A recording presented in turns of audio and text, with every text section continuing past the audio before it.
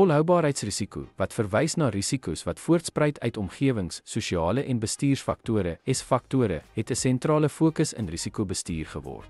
Die aanspreek van volhoubaarheidsrisiko is noodsaaklik om langtermyn organisatoriese veerkragtigheid te verseker.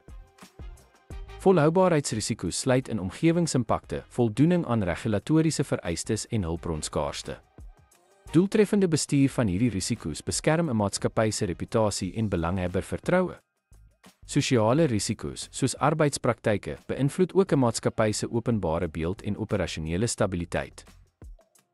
S-regulasies beïnvloed toenemend korporatiewe beleide en risikobepalings. Die ignoreer van volhoubaarheidsrisiko's kan lei tot regsaanspreeklikhede, operasionele ontwrigtings en finansiële verliese. Maatskappye wat volhoubaarheidsrisiko prioritiseer, is beter voorbereid vir langtermyn sukses en stabiliteit. Volhoubaarheidsrisikobestuur is noodsaaklik om 'n organisasie se etiese en finansiële veerkragtigheid te verseker.